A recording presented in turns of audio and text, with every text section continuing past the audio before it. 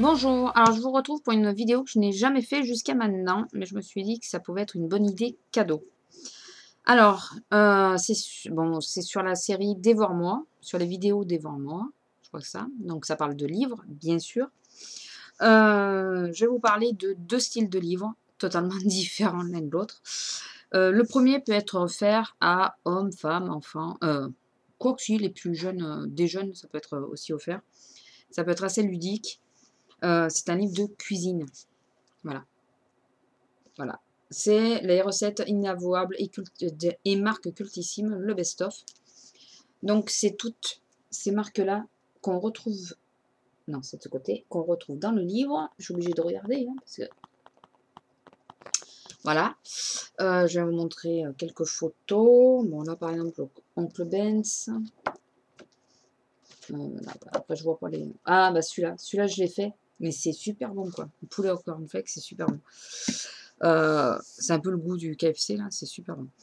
Donc, c'est un livre de cuisine qui est assez épais. Voilà, comme vous pouvez le voir. Il coûte 15 €. Je ne sais pas du tout le nombre de recettes qu'il y a dedans. 250. Et il peut être présenté sous 3 formes. Alors, je ne sais pas si c'est vraiment exactement les mêmes recettes. Bon, je sais que moi, il m'en manque quelques-unes des recettes du coup d'avoir pris le best-of. Mais il peut être présenté sous 3 formes. Donc, il y a ce format-là, donc il y a un best-of. Le format, vous avez dû les voir peut-être quand vous avez été à la FNAC, à Cultura, Espace Culturel, des choses comme ça. Les livres ressemblent aux emballages. Le ketchup, c'est un flacon de ketchup. Le Nutella, c'est un flacon de Nutella. Enfin, voilà. Et il y a des recettes à l'intérieur. Enfin, c'est juste l'emballage. Enfin, ça ressemble à l'emballage. Donc, voilà, c'est ces petits livres-là qui sont retracés là-dedans, si je ne me trompe pas.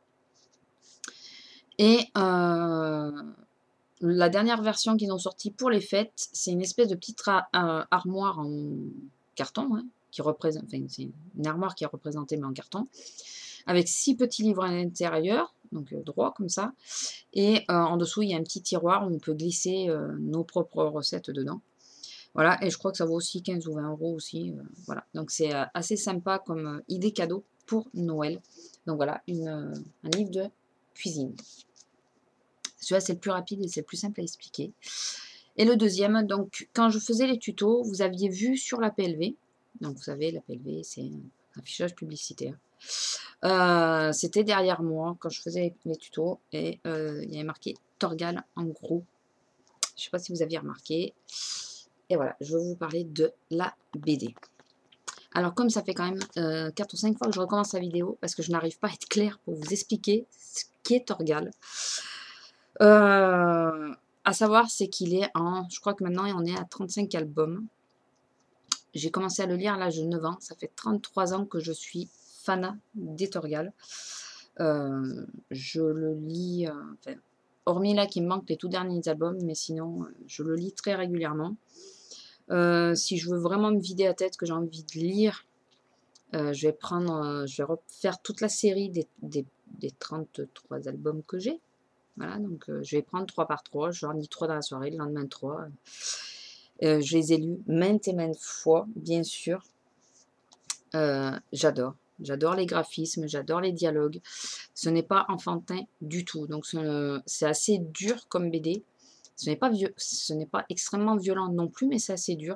Donc je vous conseille quand même de ne pas le donner aux plus jeunes. Puis déjà parce qu'il y a beaucoup de dialogues tout de même. Et des dialogues assez adultes, quoi. Hein, voilà. Donc je vous montre un petit peu. Voilà. Donc je voyais, je ne me rappelle plus le nom d'une youtubeuse qui faisait souvent les revues Dévore-moi. Je me suis dit, ça pourrait être sympa que je vous présente ça avant les fêtes. S'il vous manque une petite idée cadeau, étant donné que les albums sont entre 8 et 10 €. En commençant par le premier, bien sûr, enfin, c'est un conseil que je vous donne, c'est commencer par le premier. Ça peut être sympa, vous verrez vite si la personne accroche ou pas. Et si elle accroche, eh bien, vous avez quelques idées cadeaux d'avance. Parce que s'il est comme moi, il va vouloir tous les albums. Alors pour le plus simple, puisque je me perds un peu dans les explications, je vais vous lire ce qu'il y a derrière les deux BD et je vais vous expliquer pourquoi j'en ai deux, puisque c'est deux choses différentes. Donc, je vais vous présenter d'abord Torgal en toute priorité. Alors Torgal est ici, donc c'est lui, ça c'est Torgal. Dans le premier album, il est tout jeune homme. Et bien sûr, il vieillit au long des albums. Ça, c'est Aricia, sa femme. Ça, c'est Jolan, son fils. J'espère que vous voyez bien. Et là, vous avez Louve, sa fille. Donc voilà, je vous montre Torgal. J'essaye de vous le montrer de près. Voilà. C'est un très très beau dessin, très beaux albums, très colorés. Enfin voilà. Mais je vous dis, ne pas mettre dans les mains des plus jeunes. Alors je vais vous lire ce qu'il y a derrière, au moins comme ça, ce sera plus simple pour vous expliquer parce que c'est assez difficile à expliquer puisque c'est un monde un peu à part. Alors, prise dans une tempête en pleine mer, une expédition viking découvre un bébé dans une mystérieuse embarcation. L'enfant est baptisé du nom de Thorgal, donc Thor pour le dieu Thor. Prodige du tir à l'arc, épris de liberté et de justice, il n'aura de cesse de défendre les siens et d'aspirer à une vie paisible. Son histoire est celle d'un homme que les dieux ont décidé de mettre à l'épreuve et qui percera au fil de ses aventures le mystère de ses origines. C'est vraiment le fil conducteur, c'est savoir c'est quoi exactement ses origines. Voilà. Le fil conducteur, c'est les dieux qui le mettent sans arrêt à l'épreuve, qui n'arrêtent pas. Ils ont quelque chose contre lui, mais on ne sait pas exactement quoi au départ, au fil des épisodes, enfin des albums. On découvre petit à petit pourquoi. Et on découvre c'est quoi ses origines, qui restent un peu mystérieuses pendant pas mal d'albums. Je crois qu'on le découvre qu'au 7e album. On découvre vraiment oui, on découvre ses origines. Donc voilà. C'est des très beaux albums, comme je vous disais. Attention de ne pas les mettre dans les mains des plus jeunes, puisqu'il y a quand même certaines scènes dans certains albums qui sont assez dures. Les premiers, Magicienne trahie, l'île des mers gelées, les 3 vieillards du pays d'Aran, la galère noire. La galère noire commence à être dure déjà, très dure. Au-delà des ombres, il est assez dur aussi, mais pas dans le même sens. La chute de Brexaric, ça va. L'enfant des étoiles, ça va. Alinoé, ça va. Ça commence, les archers, ça commence à être dur aussi. Enfin, c'est dur aussi. Enfin voilà, il y a quelques albums qui sont assez durs. Mais c'est quelque chose, moi je vous dis, j'ai commencé à le lire à 9 ans. Et j'ai adoré. Les 2 premiers albums que j'avais lus, moi, c'est La Magicienne trahie. Donc c'est le tout premier. Vraiment le tout premier qui démarre assez fort d'ailleurs. Et après j'avais lu Alinoé qui est sur Jolan. Donc c'est l'histoire de Jolan. Enfin, on voit très peu Torgal dans cet album-là et on voit plus Jolan.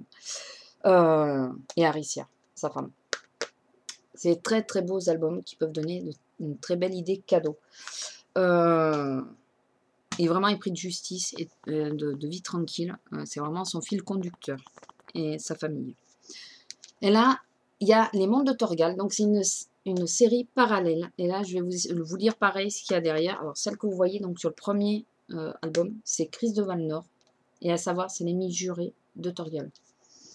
Alors, l'ennemi juré, il faut voir parce qu'il faut lire pour savoir. Alors, je vais vous lire ce qui marque à l'arrière. Les enfants des étoiles recueillis par les Vikings. Donc, là, déjà, il vous donne une clé de ce que je vous ai dit avant. Soumis à la colère des dieux et à la jalousie des hommes, Thorgal n'a cesse de parcourir le monde pour trouver la paix et la liberté pour lui et ses proches. Au fil de ses voyages, amis et ennemis croisent sa route. Ce sont les aventures de ces personnages, tantôt attachants, tantôt inquiétants, ainsi que celles des membres de sa famille que vous pourrez désormais découvrir dans les mondes de Thorgal. Donc c'est une série parallèle qui reprend les personnages, pas le personnage principal puisque c'est Thorgal, et sa famille. Sa famille est quasiment au même échelon que lui. Mais il y a des personnages qui reviennent assez souvent, voire très souvent, comme Chris de Valnor. Donc ça, c'est son ennemi juré. Et on vous explique pourquoi elle est comme ça. Pourquoi elle est aussi teigneuse, hargneuse, sans pitié. Enfin voilà. Et on nous explique pourquoi elle est comme ça. Donc voilà, c'est des petites idées cadeaux, de très très beaux albums. Comme je vous dis, attention, je me répète, mais je tiens vraiment à le dire, faire attention de ne pas le mettre dans les mains des trop jeunes. Mais je pense que ça pourrait plaire à beaucoup. il y en a beaucoup qui ont, quand ils ont commencé à lire les Torgal, ils ont accroché et s'en décrocher, c'est très, très dur. Voilà, moi ça fait plus de 30 ans et je m'en décroche pas. Voilà, malgré des petits changements qu'on a eus, voilà, sur les créateurs, pardon. Euh, voilà. À savoir, c'est que c'est pas tout à fait les mêmes qui font Torgal et le monde de Torgal. Sant y est sur les deux. Donc Sant, c'est celui qui écrit l'histoire, qui a remplacé Ronziski. Je crois que j'ai bien dit le nom. Non, oh, le pauvre. Qui a remplacé Vaham. Ouais, c'est ça. Et Ronziski, c'est celui qui fait les dessins de Torgal, depuis le début. Et Vaham, c'est celui qui faisait le scénario. Et donc, il a été remplacé par Sant Van Ham. Je ne sais pas comment on le dit exactement. Il a été remplacé par Sant depuis quelques albums. Parce que Van Ham s'est arrêté.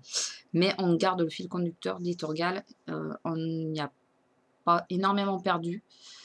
Enfin, je trouve pas. Bon, bien qu'il y ait quelques albums qui portent... qu'on n'est pas tous d'accord là-dessus. Mais après, je trouve que le fil conducteur est bien maintenu. Et étant donné qu'on a gardé à peu près le tracé du dessin, on s'y retrouve quand même assez facilement. Je sais pas si je suis claire, mais pour ceux qui aiment la BD, je pense que quand on est habitué à une personne qui dessine un personnage, on n'aime pas qu'il change. Et je crois que ça tient encore plus ça que le scénario. Le scénario, il faut qu'il tienne, bien sûr, il faut qu'il suive. Mais c'est quand même l'âme du personnage, la façon dont il est dessiné, et c'est toujours le même dessinateur qui fait. Si je ne me trompe pas.